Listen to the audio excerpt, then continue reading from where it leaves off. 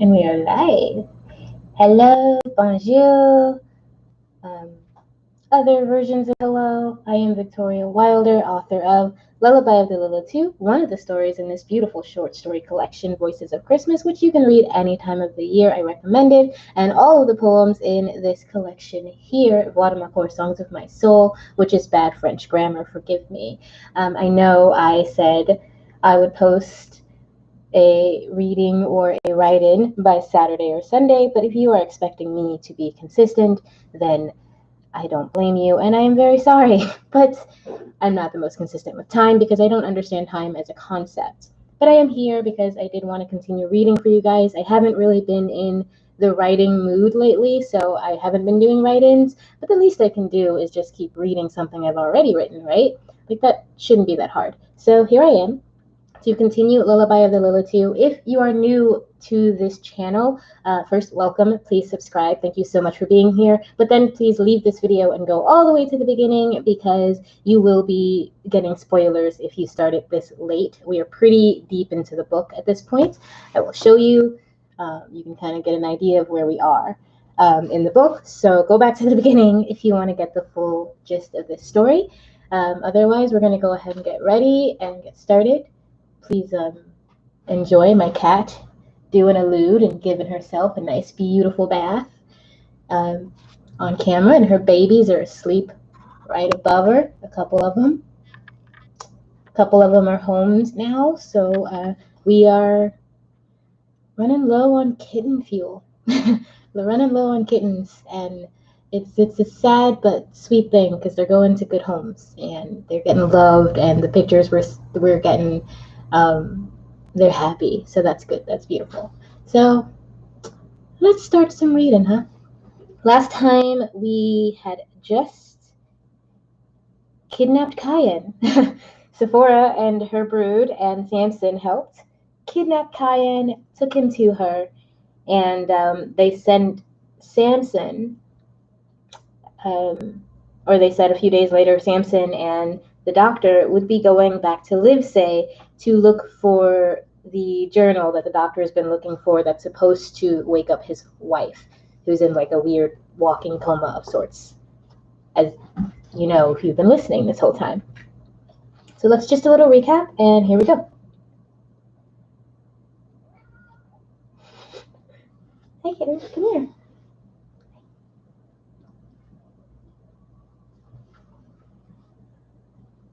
October 2nd, 2024. Check under the pews. Samson barked at Abraham.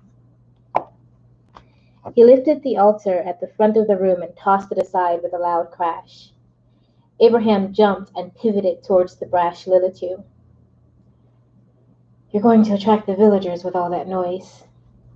He knelt and pulled open the little wooden drawers under the church pews, one after another.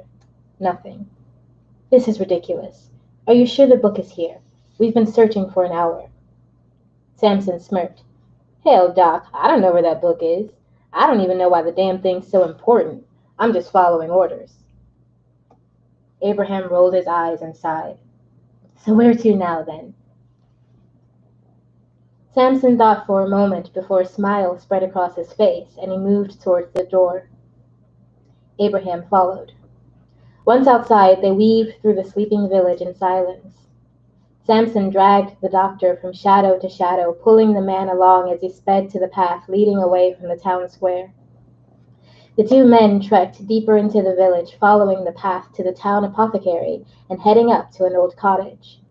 A single candle burned in one of the cottage windows, and the sleeping woman inside sat by a fire with a book in her lap. Samson led Abraham to the cottage door and knocked. What are you doing? Abraham stopped at the bottom of the porch steps. I'm not supposed to be seen by any of the villagers. Don't worry about it, Doc. This one's different. He knocked again. Wooden floorboards creaked, and the sound of shuffling feet preceded the door swinging open. A sharp woman, no older than 60, looked up at the two men on her porch, and after a quick dip of her head, waved them into her home. Hey there, Roz. This is Doc Seward. He strolled past her and sat in the chair by the fireplace. Rosalind held her wide hand out to Abraham and muttered a short, "Charmed." She turned to Samson. "This is a great surprise. Lord Samson, right? Master Cayenne said that you went missing."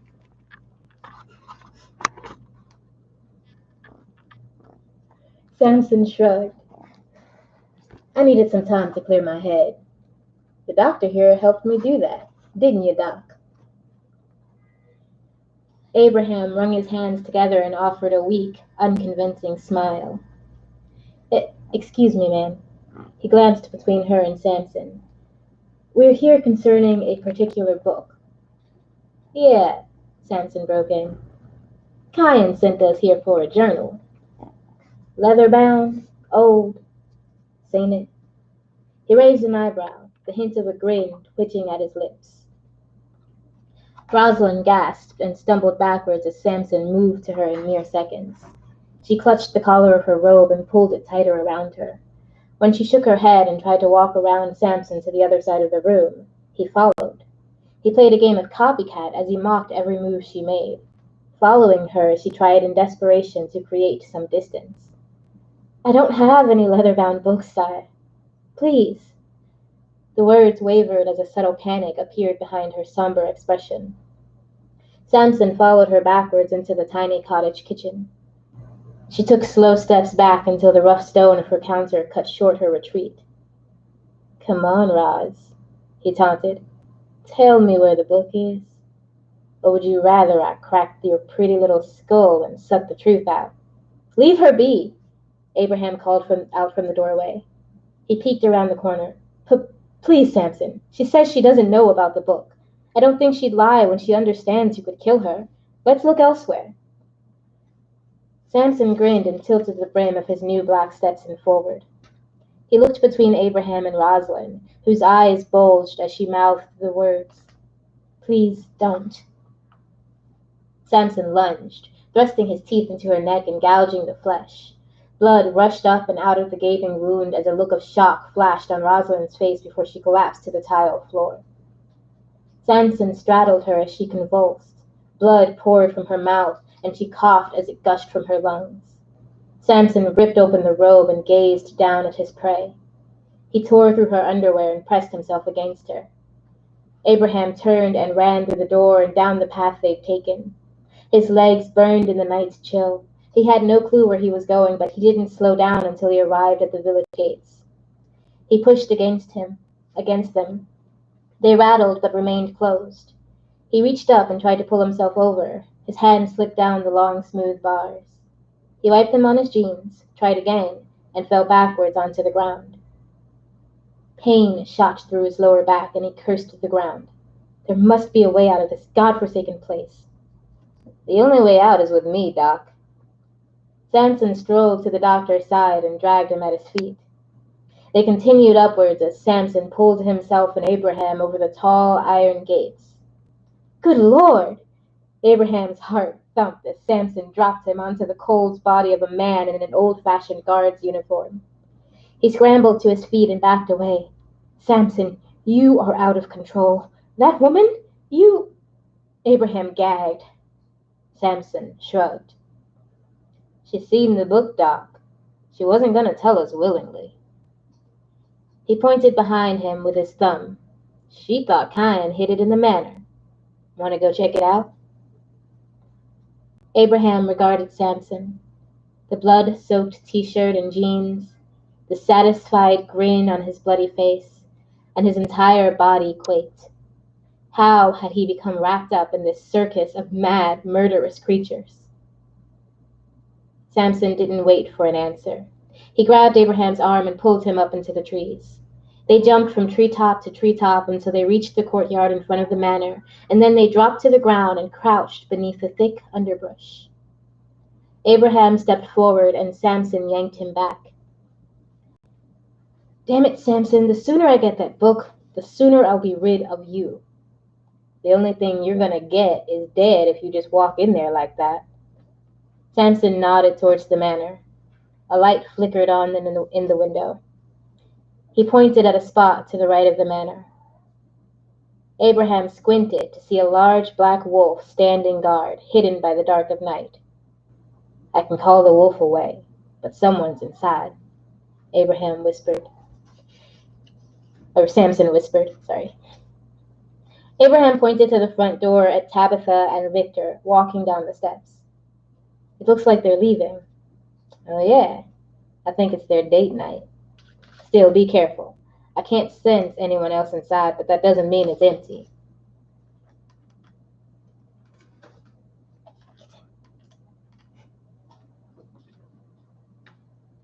He smirked as the couple kissed and followed the path around the manor towards the stables.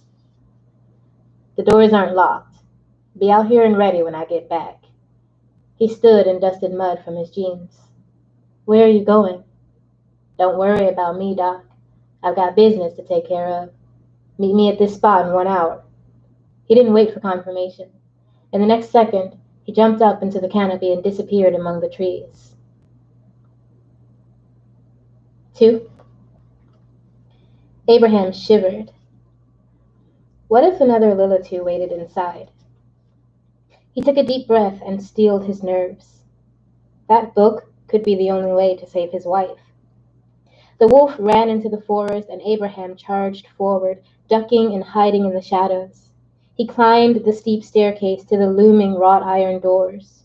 Cold sweat poured down the sides of his face and soaked through his shirt. He pushed the heavy door, first with a gentle nudge and then with all his strength. The door didn't budge. He ran back and slammed into it. It gave, sending Abraham flying through and sliding over the slick floor of a grand foyer. Silence. If someone was home, they hadn't heard him. Abraham picked himself up and glanced around the magnificent room. 2 doorways on either side, one opened into a dining room, the other to a lavish den. He ran into the den. Books lined the walls, and Abraham tore them down one by one, flipping through any book that might prove promising. That done, he moved on to a filing cabinet standing behind the couch and turned it over, dumping its contents onto the floor. Nothing. He spotted a doorway to his left and crept through to the huge library. Bookshelves lined each of the walls surrounding a long table. Sweat dripped from Abraham's nose as he searched the shelves, thumbing through each book with such a keen focus that he didn't hear the wolves howling outside or the door creak in the foyer. He flipped through books of all sizes. None resembled the one he wanted. Who the hell are you? Abraham whirled around at the gentle voice. A small, dark-skinned woman stood in the doorway with her hands spread across the opening. With a blur of movement, she wrapped her fingers around Abraham's throat before he could think to flee. She snarled at him, her sharp teeth on prominent display. Abraham thrashed in a futile attempt to get out of her grip. Don't I know you? Who are you? She asked, again bringing him close and gazing at him through rich brown eyes. The twins had said they'd protected him from the thrall of other Lilitu, yet he struggled to resist this woman. Perhaps due to the magic of this island? Abraham searched his mind for calm and reason. He closed his eyes, letting the thought of Camille wash over him. Heat rose from his center and filled his being. The frightful Lilitu growled and shoved him backwards. Camille, she whispered. How did you know that name? Sephora told him she'd blocked his mind from other Lilitu.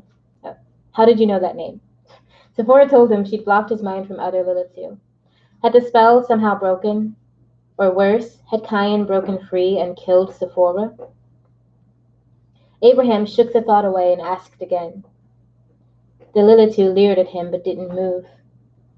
If Abraham hadn't seen it himself, he'd have sworn she'd turned into a statue. That's her name. The woman I saw. You've seen her face.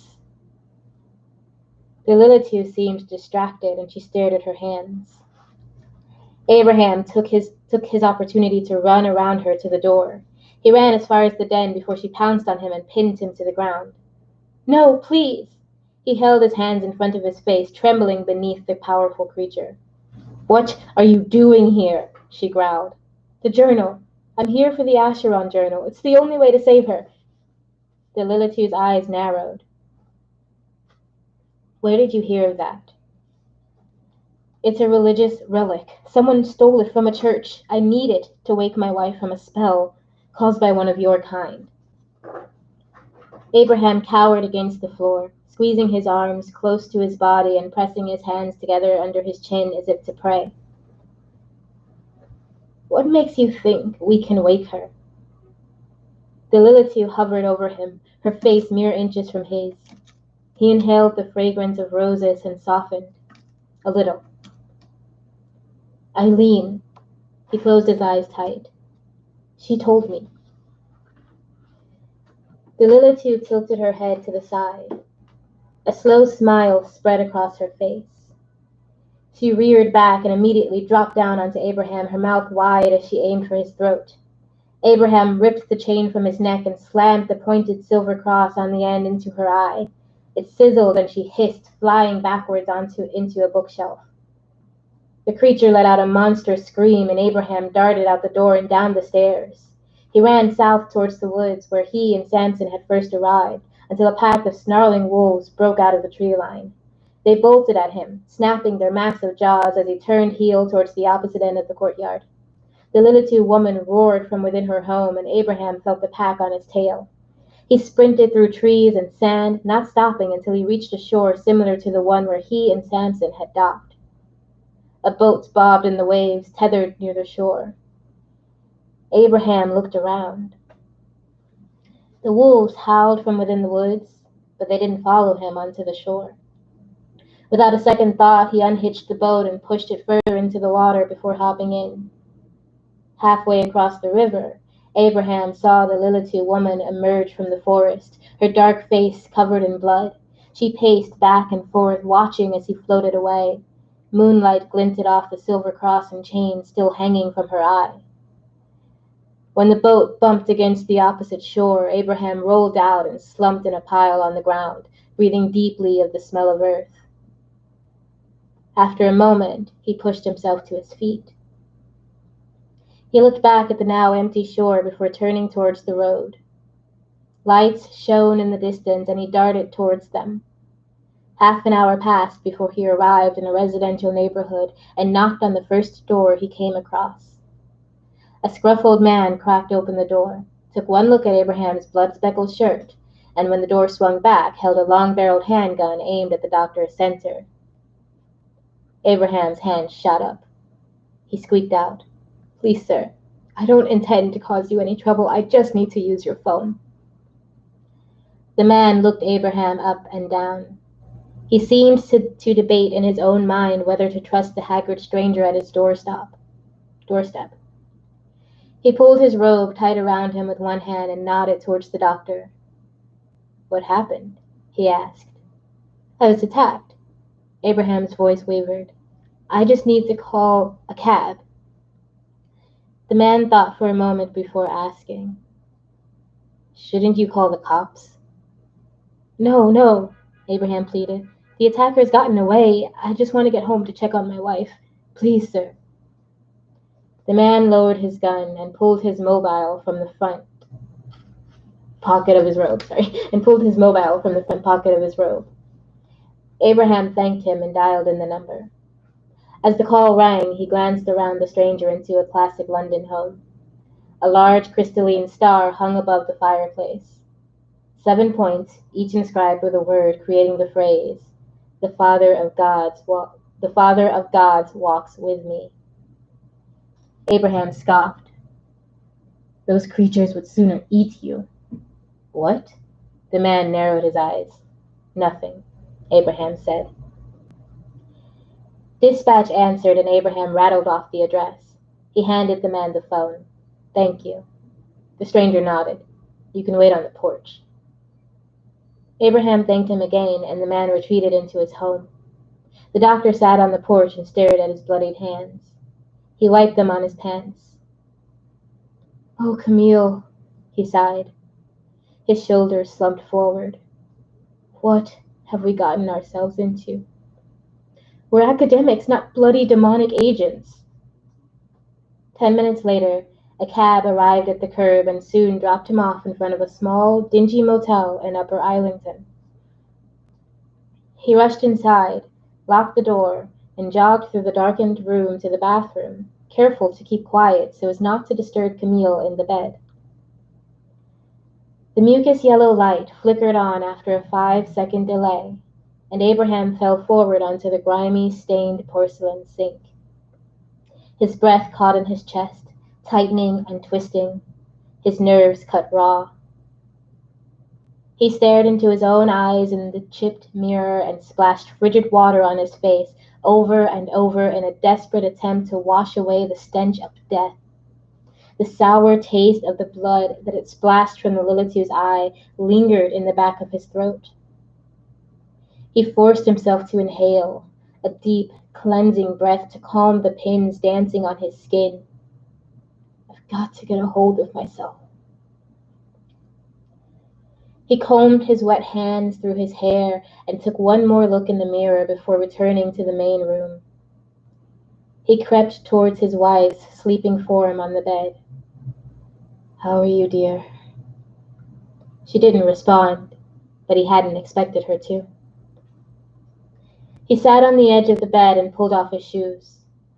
After unbuttoning his sticky shirt, Abraham tossed it aside and lay back in the bed, pulling the covers up to his neck. He wanted nothing more than to close his eyes and sleep. He turned over, reaching for Camille. A pile of pillows and blankets rested in the place his wife should have been. A cold current ran through Abraham, and he sprang to his feet, looking every which way. In a futile panic, he ran to the bathroom and yanked back the shower curtain. Empty. He snatched open the room's minuscule closet and dug through the pile of clothes on the floor. She wasn't there either. Finally, he dropped to the floor and looked under the bed, clear across to the other side. Not there. Abraham yanked at his hair, his eyes wild and his breath picking up speed. A soft moan squeezed its way from his chest. This can't be, he whispered, but he knew the truth. Camille was gone.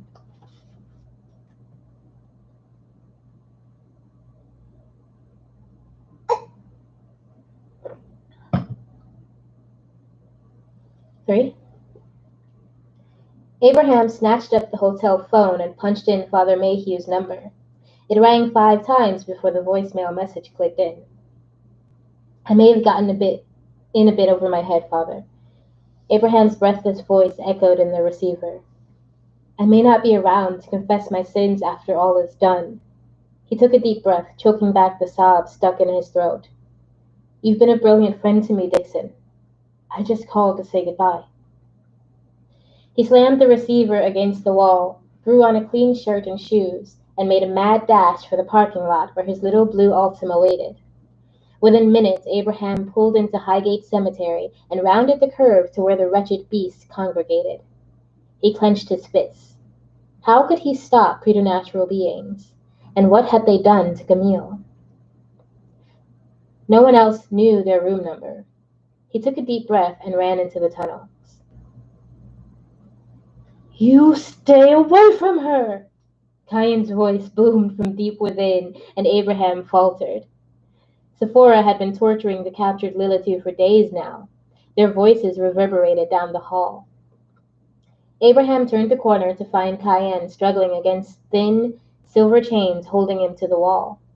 The battered Lilitu lunged towards Eileen, who danced and twirled in glee just out of reach. Sephora draped the decrepit old armchair like a grand throne. Her cheeks glowed a healthy pink and her hair had thickened. Abraham stepped forward. Ahem. The Lilitu in the room all froze and glared at the doctor. His head grew light, and he had to force himself to stay upright. He cleared his throat again. My wife. She's not where I left her. I thought she might be here. He shuffled from one foot to the other, squeezing his hands into tight, painful balls. Sephora raised an eyebrow.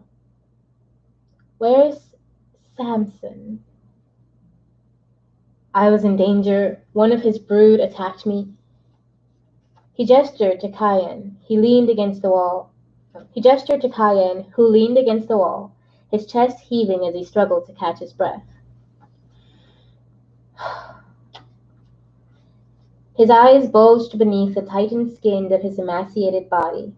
In the few days since they'd captured him, he appeared to have wasted away, his vibrant essence drained, now sustaining a fully restored Sephora. Abraham forced himself to look away from the frightful sight. I had to get away, and I wagered Samson could hold his own without me. I see. I see. Sephora lingered on the word so that she seemed to hiss as she spoke. She shrugged and exchanged a look with Eileen. Eileen traipsed out of the room and returned moments later, with Camille by her side. She still wore the pajamas he'd left her in, but something had changed. She looked at him, her eyes clear and focused, and she grinned. She ran forward, wrapping her arms around his neck and pressing her lips to his. Heat radiated from Abraham's heart. He grabbed his wife's waist and spun her in the air. How is this possible? He held her at arm's length, just far enough to get a good look at her without losing even a moment of contact, and ran his hands down her arms. She reached up and combed her fingers through his hair, gazing into his eyes. "Abe," she whispered, pulling him closer and kissing him again. For a long moment the two embraced one another, forgetting the presence of anyone else. "How did this happen?" Abraham asked again. "They told me only the book could wake you." Camille nodded. "It's temporary, my love. His blood—" She shot a dark look Cayenne's way.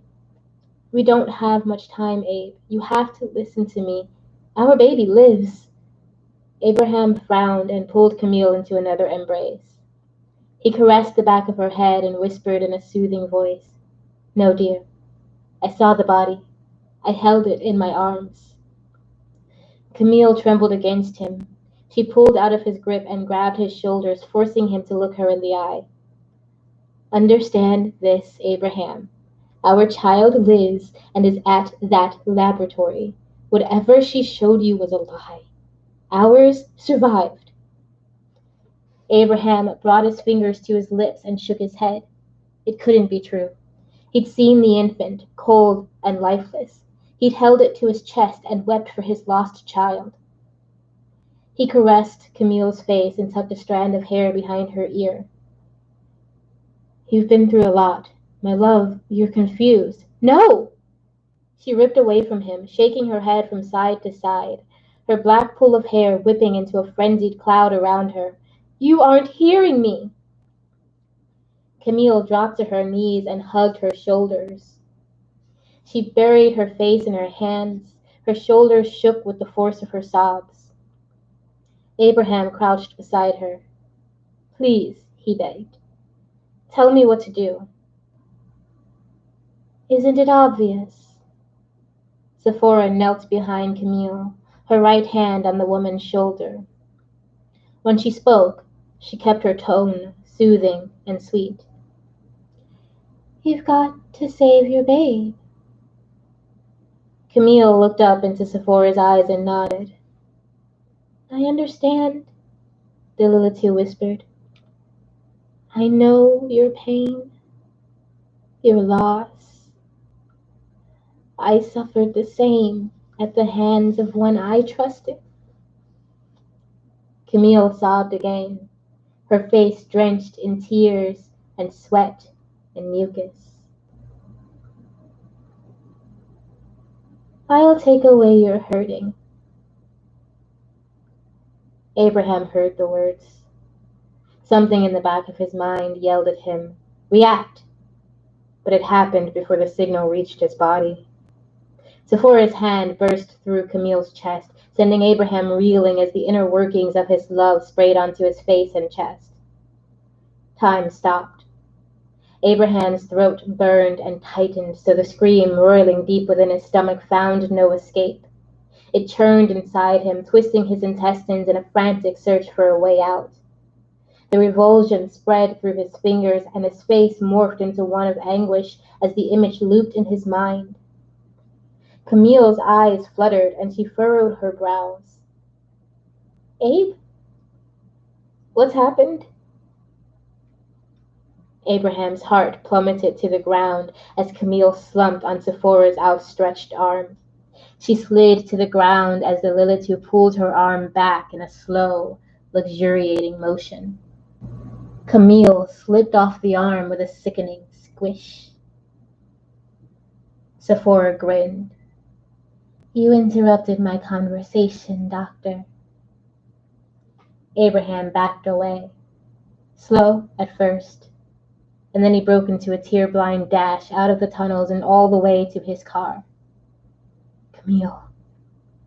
He slammed his foot on the gas and tore out of the cemetery, swiping at his eyes as he swerved into the street. Our child lives, his wife's last words. But that was impossible.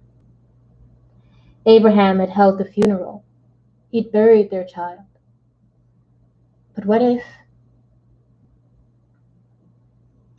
Nausea welled in Abraham's center at the idea that Dr. Meyer would have substituted someone else's baby for their own. And to what end? If their child lived, as Camille had said, and this was not a delusion brought on by her illness, or caused by the fiend who killed her, then he had to find it. And Abraham knew exactly where to look. Whew, there's the end of that part. I'm thinking I might go to the next part though, because they're the same, pretty much the same night, so it makes sense, right? Right? I don't know who's here, who's watching. Hello, say hello if you're here. I may or may not see it until I'm done reading, but it's nice to know. I think we're gonna go on to the next part. I'm gonna drink some water because I'm getting a little bit dry, but we're gonna keep going.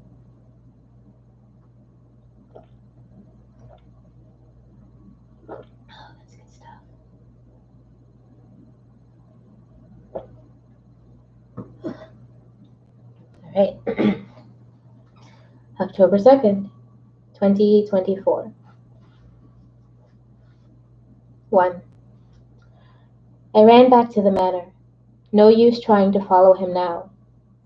I ripped the silver cross out of my eye, throwing it hard across the den.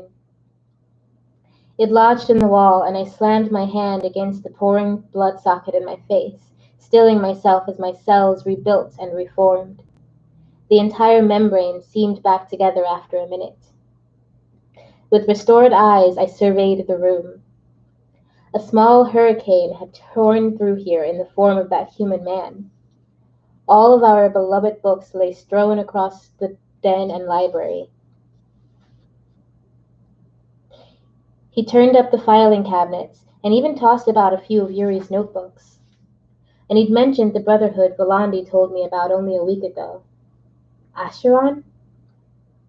I'd searched this island from top to bottom when Yuri and I arrived home from Tibet, but found nothing.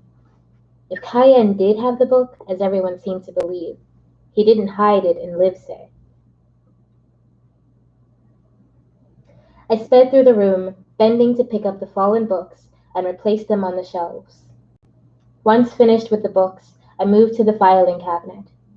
The human man had pulled out the drawers and dumped them on the floor in total disregard. I stacked pages and folders, trying to reorganize what I could, accounting ledgers, notes from Yuri's research, bills. Halfway through my tidying, my thumb brushed across a thick, wax-sealed envelope. Nothing about it appeared special. I had moved to place it in a drawer when a few lines of text scribbled in the center caught my eye. Montague Summer Home, Jolene Lorette, care of Heather Sylvain. Tabitha's alias, and my human name. I tore the package open and took out a thick stack of pages. The words swam in my head as I read. Psychiatric ward, intermittent explosive disorder, dissociative. My chest tightened. Of course, Yuri was right. My eyes scrolled to the bottom of the page. DOA. What did that mean? I flipped through the stack to a certificate that read, Jolene Lorette, born December 13th, 2012, deceased December 14th, 2033, age 21. I died? The air sucked out of the room.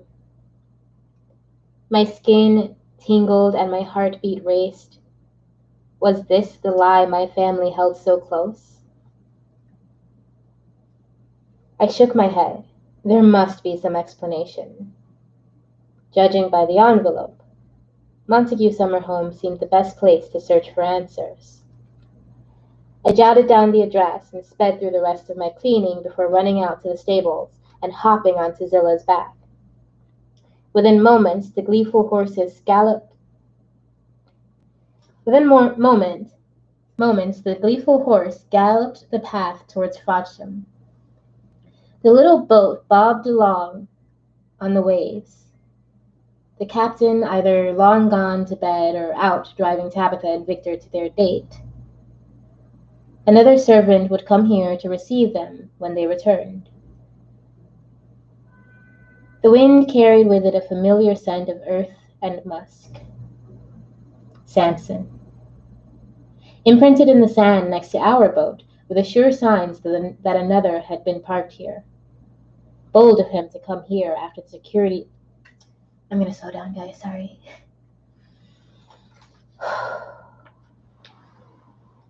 Imprinted in the sand next to our boat were the sure signs that another had been parked here. Bold of him to come here after the security footage from Golden Morning's parking lot showed him and two strangers attacking and taking Cayenne away. He must have kept to the canopy within the island. Otherwise, I would have smelled him before now. Clever. How many times had he been here since that night?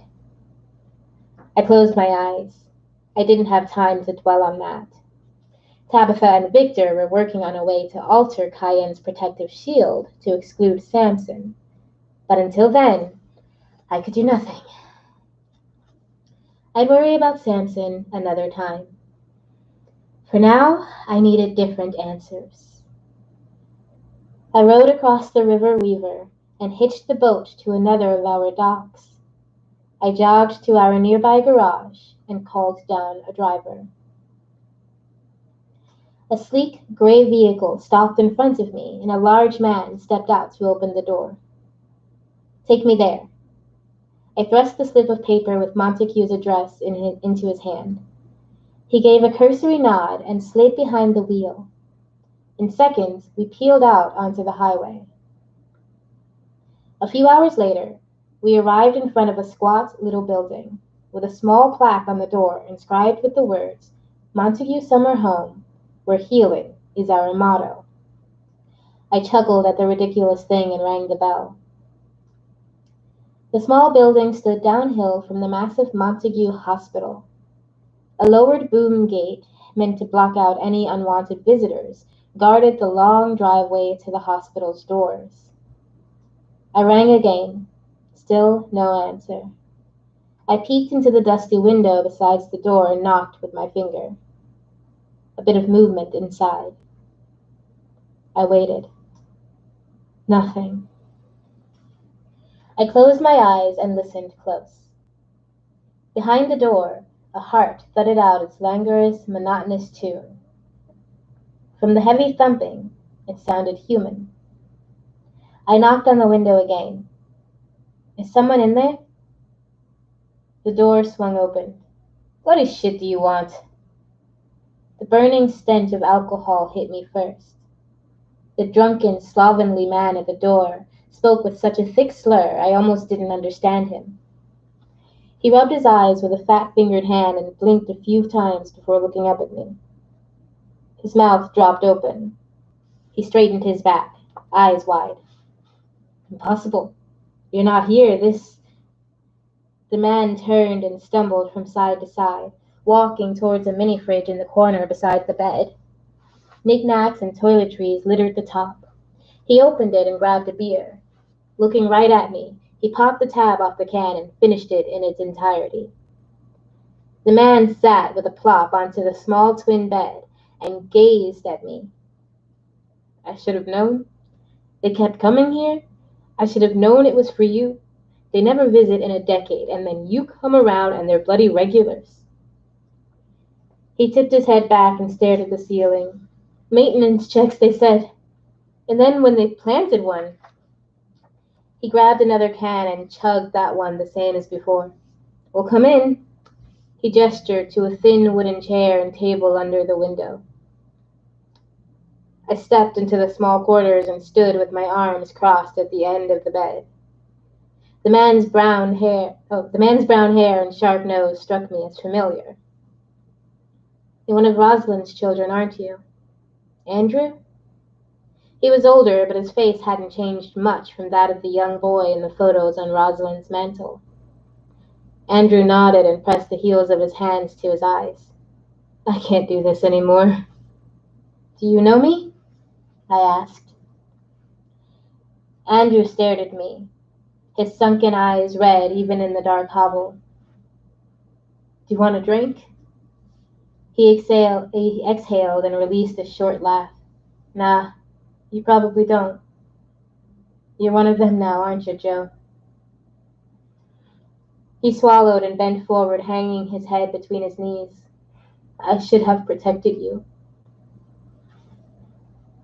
Will you tell me what happened, Andrew?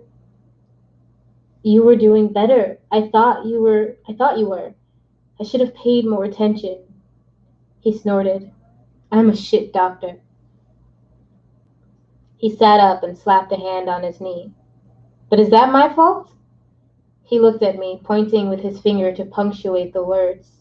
This is the job I was given. No choice, just you gotta be a psychiatrist, Andrew. You don't have the aptitude for scientific work, but you can run our bloody freaking loony bin. He stood and kicked one of the cans that lay scattered across the stained carpet. Geez. He paced the short space between the bed and the wall. You were just a kid, Joe. My heart quickened at the name. He had said it twice, and even without my memory, it stirred something like longing within me. Please. I stepped forward and grabbed his wrist, forcing him to stop his feverish pacing and nonsensical rambling. He blinked at me. I'm sorry. How did I die? He moaned and collapsed onto the bed, laying back with his arm across his forehead. You're not dead. Not anymore, he whispered. Oh no. No, you're a god. He sneered at me. Ava took your body out of my hospital, and now you're a god. At least that's what they say, right? Andrew rolled onto the floor and reached into the mini fridge, this time grabbing a small plastic bottle of bourbon. He twisted off the little cap and took a swig, squeezing his face in that disgusted way people who drink hard liquor do before posturing that it's a beloved drink. He flipped over onto his bottom and looked at me, his head bobbing before he fell flat on his back, unconscious. Damn. This man proved himself useless. Or he would have if, in his drunken ramblings, he hadn't let slip that his sister, Ava, was the one to take my body after whatever incident had occurred at Montague's summer home. I left him where he lay, closing the door behind me, and ran back to the car. 2. The lab. I ordered my driver to start the car and slammed the door as he pulled out and headed back to the highway. Soon after, we pulled up in front of the pristine facility. The sign out front shone bright, welcoming any who would come into the harsh, fluorescent lobby. I directed the driver to wait in the car and walked up the long path to the front entrance. The energy around the laboratory buzzed like angry gnats. I looked around. The doors hung open, exposing the halls behind, and the receptionist, Jamie, wasn't at his desk. Scraping, so low it was almost inaudible, came from behind the desk. I walked up and leaned over. Jamie sprawled on the white tile floor. He bled into the linoleum cracks from a wound in his stomach. His fingers retracted unconsciously, scraping the floor with fresh manicured nails as he struggled to overcome the pain. His mind screamed, but the blood pooling in his mouth choked away any other sound. He squirmed there on the floor until at last it ended and he sighed his final breath. Dread clawed its way into my torso, twisting and tightening my intestines, and I sped through the door Yuri had led me through during our first and last visit together. Down the hall, I found both doors open. I checked the room to the right, empty. I moved to the Spartan room with the rising wall. The wall was lifted. Shards of glass covered the floor, destroying the barrier between this room and the nursery. The human man who had trashed the manor held a gun in one hand pointed at the head of Ava Meyer. In his other he held the small screaming infant she and my brother had shown me before.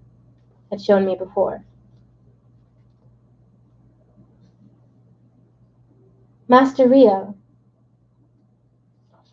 A streak of blood trailed down the side of Ava's head, plastering her golden hair to her face. The man had bound her hands behind her back, and he pressed the gun hard against her temple. He's going to kill me.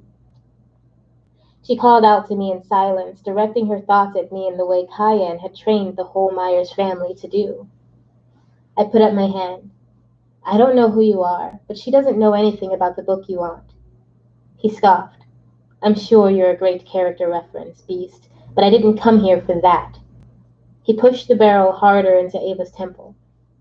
I could kill you before you pull the trigger. You know that, don't you? So why don't you, He raised his eyebrows and shifted a little on his feet to bounce the wailing baby. I've met enough of your kind to know you don't give a damn about humans. So why not just kill both of us and get it over with? I took a deep breath to quiet the pounding in my ears. Every cell in me screamed, rip his throat out. But what would that accomplish? I tried again. We aren't all the same, I said, gazing into his eyes, willing my own energy towards him in an effort to calm him, but it hit a wall. Something blocked his mind from my gaze. Magic? I'd have to talk him down with my stellar people skills. Perfect. People were beginning to exhaust me, human or otherwise.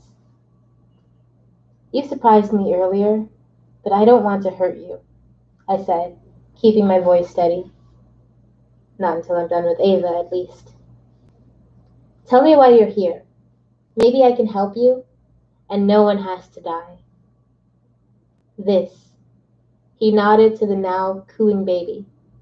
He's all I want. Master Rio, he can't. You be quiet. The gray-haired man kicked Ava's ankle and she collapsed. He pressed the gun to her head again. You do not speak, you evil bitch. Hey! I needed to draw his attention back to me. If he killed Ava, I might never find out what my family kept from me about my death.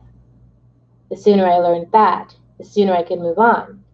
Maybe even forgive my family's secret so that we could move forward together. I searched my mind for a way to distract him. Back at the manor, you said Eileen told you the book can save your wife. She's one of the fours, right? He nodded. Well, did Eileen tell you the book also holds the key to killing us? Why not tell him? He'd be dead before he could find it. His eyes narrowed, and he assessed whether or not I told the truth. I took a small step forward, my hand still up beside my head. I can help you find it. I just want to talk to Ava. Just leave her be. Take the baby and go, and I'll find you when I'm done with her. He laughed. Oh, right. I'm sure you're going to lead me to the journal so that I can rid the world of your kind. Do you think I'm that much of a fool? Well, you're here, I growled. Please, Ava directed at me. You can't let him take that child. It isn't what he thinks. Why do you want that baby? I asked aloud. He is my son. The gun trembled in the man's hand and his eyes grew wide. You people don't even know whose children you take. Unbelievable. Sir, I don't know anything about the children. I'm trying to get answers like you. I don't care about that baby. Take it and go. My hands fell to my side and Ava jerked her head from side to side, begging me with her thoughts not to let him get away with the infant. Not until she pays for what she did. Ava yelped as his foot connected with her side. Camille died because of you, you heartless bitch. I shrugged. I need to find out how I became what I am. And I believe she knows something that can help me. I don't care what happens to her after that. Ava gasped and looked between me and the man with the gun. Her lip trembled and she hyperventilated as tears rained down her cheeks. It kept my voice cold and calm. How? How did I die? What? Don't play stupid, Ava. Tell me how I died. Or I can take the information from you. She tilted her head. I'm dead either way. She pushed to her feet faster than I expected and ran towards me. The gun exploded and she lurched forward, landing on her stomach at my feet, the wound in her back pumping her life away. Dead. I looked up and into the barrel before another explosion. White fire radiated through my shoulder and down my back. The bleeding wound steamed and my blood bubbled up at the surface. My vision dimmed and the walls appeared to ripple as I fought to remain upright. The man grabbed a small blanket from the white bassinet and swaddled the baby. I hobbled towards him, but I couldn't speed. I could hardly stand. I reached for him, but he stepped around me and ran from the room. I crashed to the ground. Time seemed to linger as I lay there, staring at the bright fluorescence in the ceiling. The lights began to move past me, and I realized that my driver was carrying me out of the laboratory to our car. He laid me on the back seat and slid in beside me. There, he opened a small compartment in the wall between the doors, where we kept our liquid EDS for long trips. We didn't want to feed on our drivers if we didn't have to, and he handed me a bottle. I gulped the light pink liquid, deflating the bottle as I sucked every drop I could manage of its contents. The wound shrunk, but still sizzled and burned, refusing to heal. The guard moved to open my shirt for a better view of my shoulder, but the moment his fingers touched my skin, 1,000 knives sliced through the entire side of my body. It's silver, I groaned, waving the guard away. It's still in there. Get me home, quick.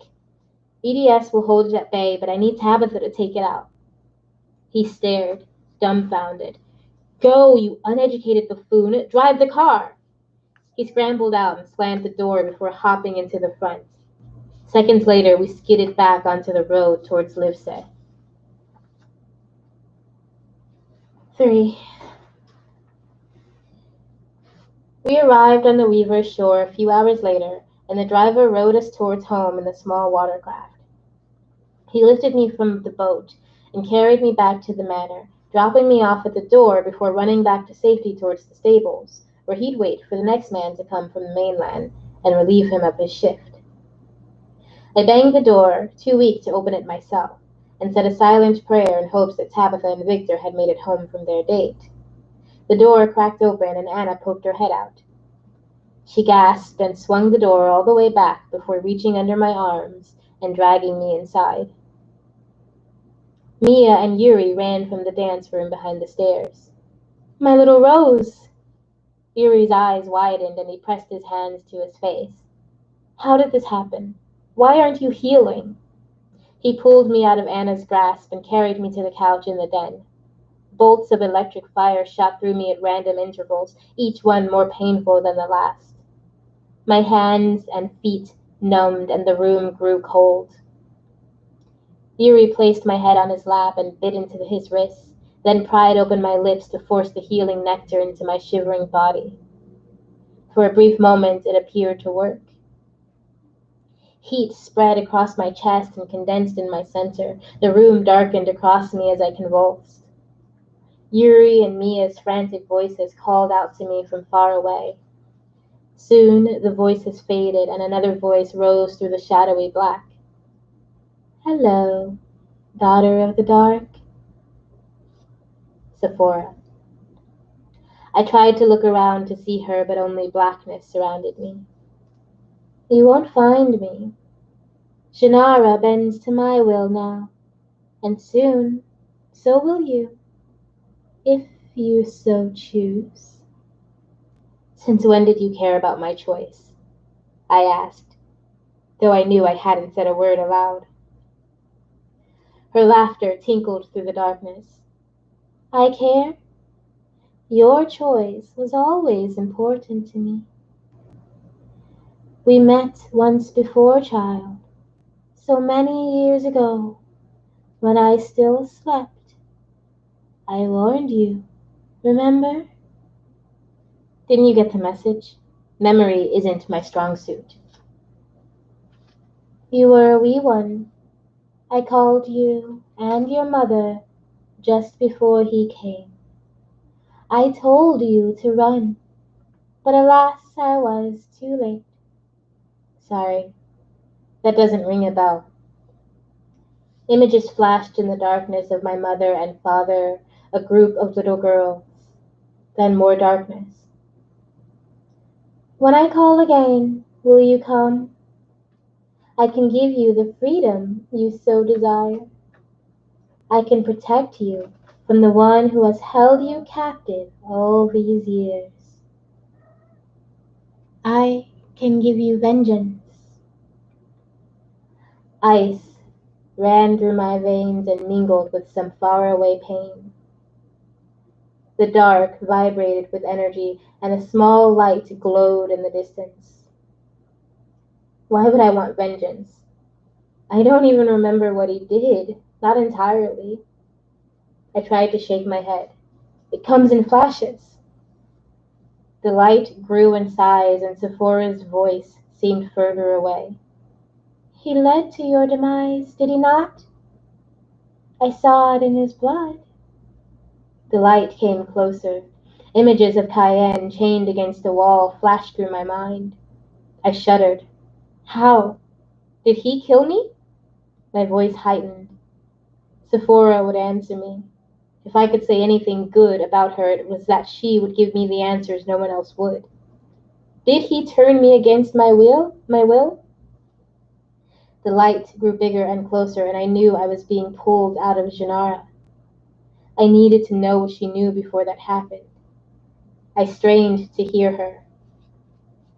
Her voice came no louder than a distant echo now. He did to you what he does to all who love him. He made you destroy yourself. The light engulfed me, and I woke, inhaling deep as I struggled to regain full consciousness. I rose with a jolt, the pain of the silver bullets still pulsating down my arm and back. Mia flew across the den and crashed into a bookshelf as Yuri screamed out my name. I felt their auras before I saw their faces. Two identical Lilitu girls with blazing yellow hair and filthy white gowns, one of them wild and the other a bit neater. These were the twins Victor spoke of.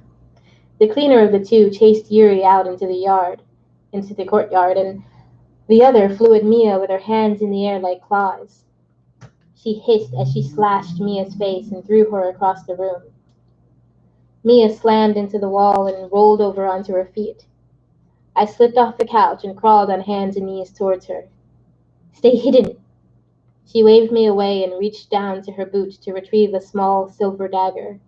She sped forward, running at the wild-haired Lilitu, but stopped short as a cloud of black shadow enveloped her. She screamed and slashed at the air with the dagger as small cuts appeared all over her arms and legs. I mustered up all my strength and ran for her, crashing into her and knocking her out of the cloud of darkness. What are you doing? She yelled as we landed hard on the stone floor of the foyer. I straddled her, pressing her down with my good arm. You can't fight a shadow, Mia. She pushed me aside, climbing to her feet faster than I could, and reached down to help me stand. The wild-haired twin launched herself at us, a feral banshee scream erupting as she bucked the rules of gravity and rose above us. She's too strong. I grabbed Mia's hands and dragged her through the door and down the stairs as fast as I could, pushing against the pain coursing down my left side. We ran out into the courtyard. Yuri dashed through the treetops with the other twin on his tail. We have to get off the island, I said, looking around for a viable escape route. Mia shook her head and grabbed a small, gold-plated asp from under her jacket. She pulled me along, firing a couple of shots south at the Lilitu chasing Yuri. He waved down at us and dropped, disappearing into the multicolored autumn canopy. Pain exploded across my shoulders as Mia whipped us around to aim and fire at the wilder twin, who came barreling towards us from the top of the manor staircase. Behind us, the sky glowed blue and red as the forest caught fire. The fire spread across Livesey. Our villagers screamed in panic as someone ravaged our home and ripped them to pieces. Catherine, her boys, Rosalind, all gone. What are we going to do? We're surrounded. I struggled to catch my breath as I turned to see the burning sky. It seemed as though my skin would leap from my body at any moment as the wound in my shoulder stretched with every move I made. Yuri darted to our side, spinning to face his pursuer, but the Lilitu chasing after him still hovered above the trees. He grabbed my hand. Darlings, I fear these visitors might be out of our league. Who the hell are they? Mia asked, her arm around my torso as she supported my weight. I think these are the twins Victor mentioned, I said. They're Sephora's. Mia's eyebrows lifted and she glanced at me before steadying her gun back on its target. The Lilitu had stopped at the bottom of the stairs and hovered there like her sister over the trees. They're waiting, Mia whispered. We've got to move. Towards the north shore. Go! We all sped in the direction of the northern tree line, pushing as hard as our preternatural bodies could stand. We nearly reached the forest when each of us crashed to the ground. My chin slammed into the drying earth, and light flashed in my eyes as we landed. Mia's grip tightened on my hand as she came down right beside me. Our bodies dug into the dirt as tons of pressure pinned the three of us down. The twins floated towards us, but they both looked to the village.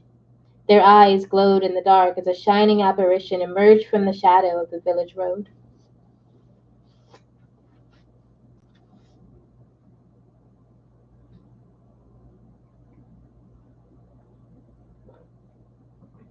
Four. My heart seemed to freeze before taking up a rapid pace. The Sephora that appeared to me in Gennara seemed gray and dull compared to the vibrant, glorious specter that now stood before us. The shine of her power spread out from her in all directions, burning my eyes. Sephora smiled through the burning light and pulled it down into her.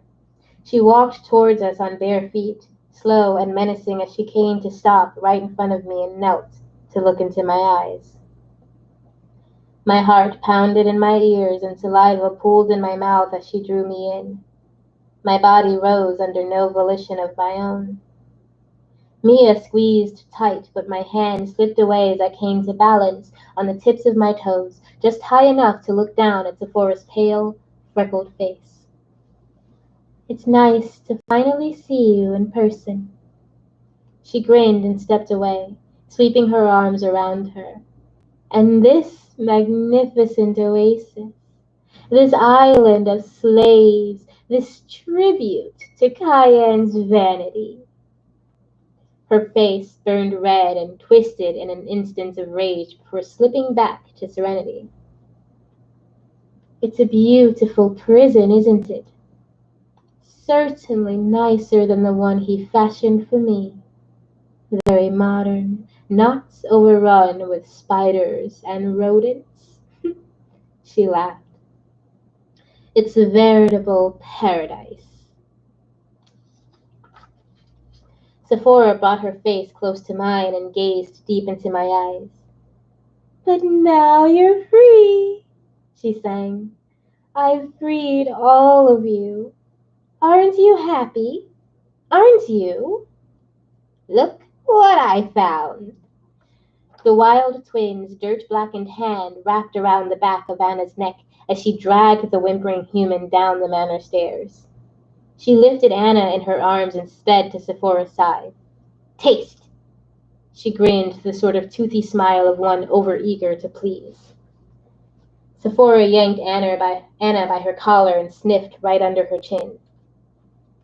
Anna flinched as the Lilitu's tongue flickered out and nicked the girl's skin. A tiny bead of blood oozed to the surface.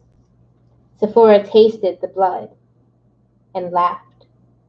Her booming voice shook the trees around us. Anna's hands flew to her ears as Sephora dropped her to the ground, her laugh still ringing across the island. Well, she said, her hands on her hips. Cayenne is nothing if not innovative.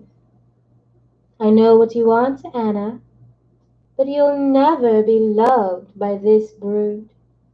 They don't think you're worthy, but I do. She held her hand out to the shivering girl. Come to me. Let me show you the love you so crave. Let me give you my power. She turned to face me and gestured to the two identical Lilitu. Eileen and Grania are remnants, stale gods who wallow in filth and decay. But you and this creature, Anna, together we can build our own empire. We can be the future. She clapped her hands and giggled. And think of the eternal anguish we'd cause Cayenne. Stop! Her pressure still held me in the air, but I could hear no more madness. You're wrong, Sephora. I can't speak for Anna, but I don't want to cause Cayenne anguish. Her eye twitched as she glared at me. He hurt you. He turned you into his servant. He killed your parents. Her cheeks burned red, and the light inside of her began to brighten. She closed her eyes, and it softened as she took deep, soothing breaths. I shook my head. I don't remember what happened. You showed me things, and I am grateful to have the truth. But what I know is my family. My eyes landed on Yuri and Mia before returning to Sephora. I don't hate him. I can't hate him. He's my father. Did you not try to kill him? She asked. I swallowed, remembering that night. I was angry, shocked. At the time, I wanted to punish him for his lies. It was an impulsive act. I didn't mean it, I said. She clicked her tongue, rolling her eyes. Do you still not know what happened? She hasn't told you yet? Her gaze connected with Mia's, and they exchanged a strange look. Just then I noticed movement in the brush and felt the grounding warmth of Tabitha's presence.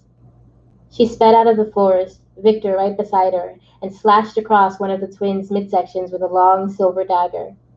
Victor's fist bulleted into the other's face. In her distraction, Sephora's pressure lifted, and Mia and Yuri both sped to flank her as I ran in from the front. All at once, we plunged our teeth into her stone-like flesh. Her blood burst into my mouth, simultaneously burning my skin and freezing me down to my bones. Our short-lived victory came to an abrupt halt as she summoned her strength and sent us all flying backwards.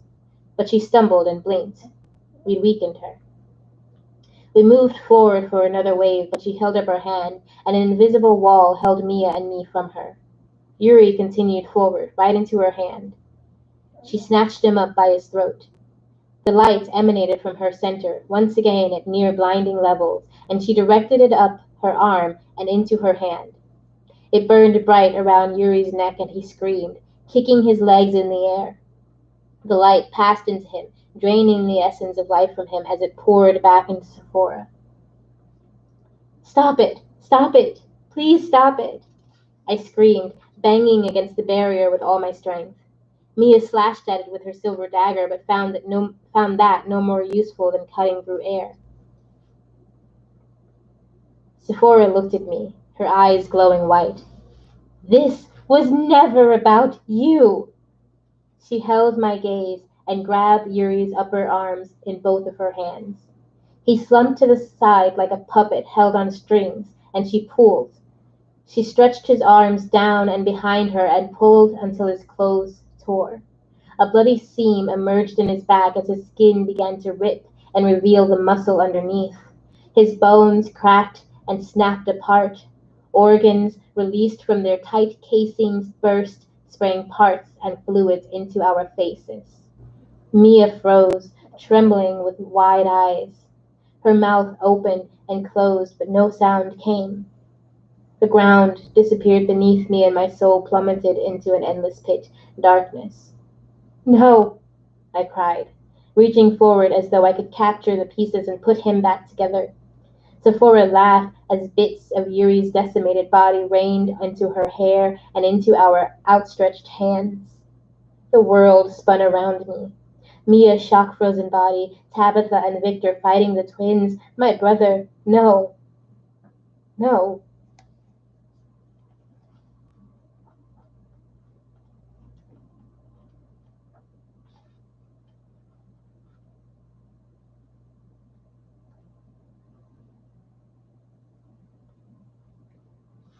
5. I grabbed Mia's hand and dragged her towards the forest, away from the carnage behind us. She stumbled along in silence, her face slack. I peeked into her mind and found her thoughts an incoherent stream. One thing came through clear.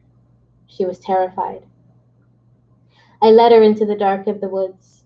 When I was sure no one followed us, I faced her. Pull yourself together. I grabbed her shoulders and shook her hard. Mia! She looked up at me, the ever-present streaks of red staining her pale face.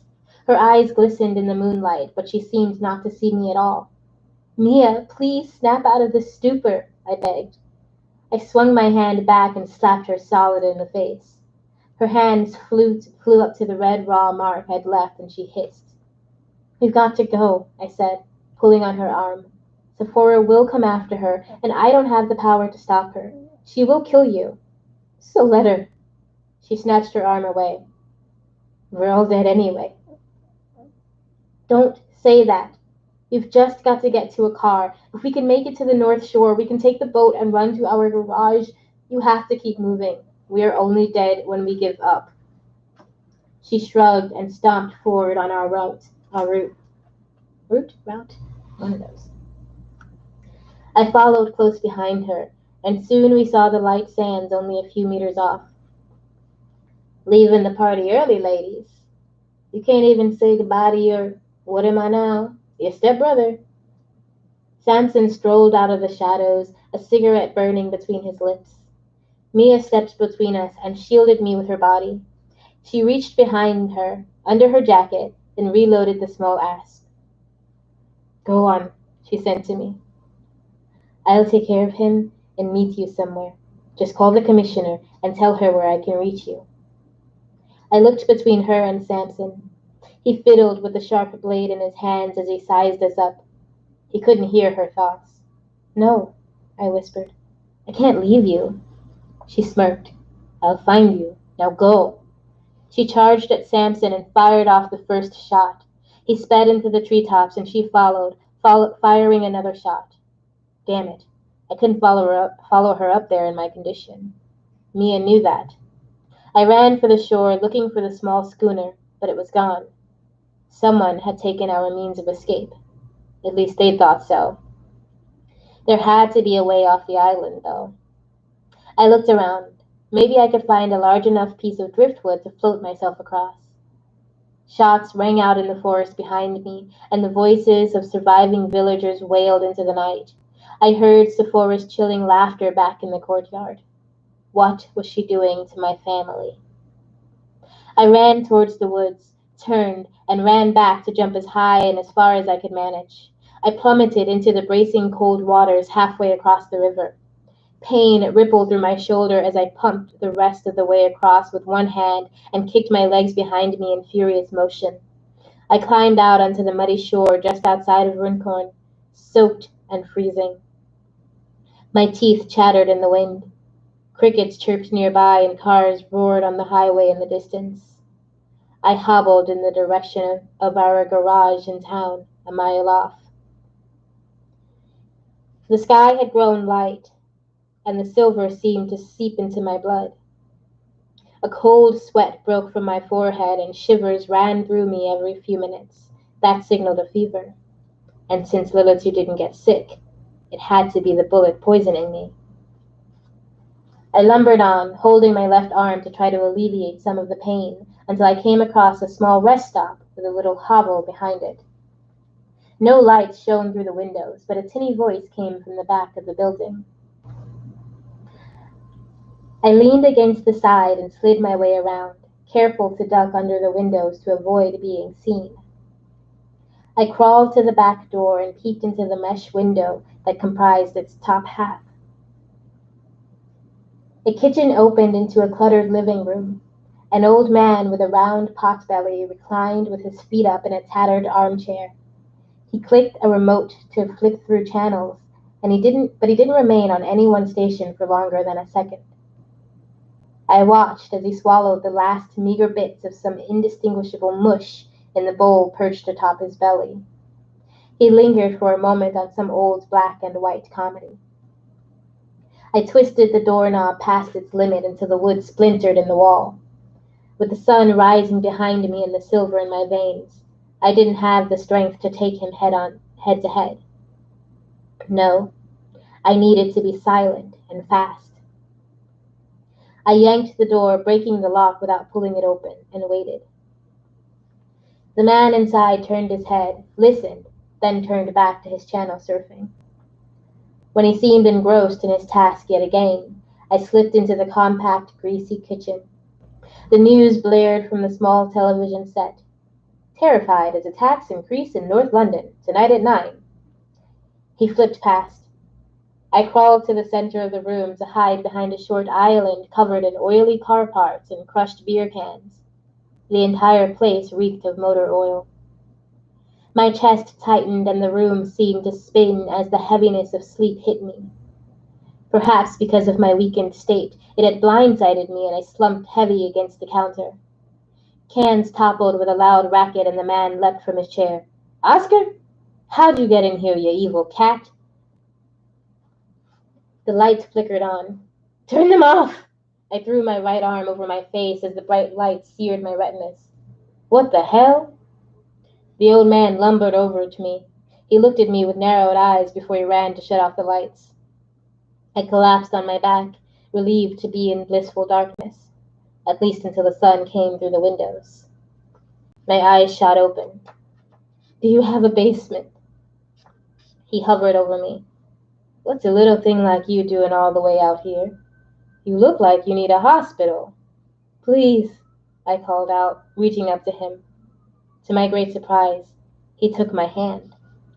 "Now, I don't know much, but I know a person shouldn't lose that much blood and still be awake. You need to be seen by a doctor, little missy." He couldn't know what I needed, and I couldn't fault him for that. In his human way, he believed me to be someone worth saving, someone he was capable of saving. In a way, he was right. He would help me survive the day. I tightened my grip and pulled him down, latching onto his throat as I plunged deep. My tongue lapped at the sweet, life-giving nectar, tinged with sweat and oil and dirt. I relished the end of his existence as I had with so many of my victims. His life powered through me. I dropped him dead before going to rest in his basement. His life would sustain me for the day, but my wound remained unhealed. Shit.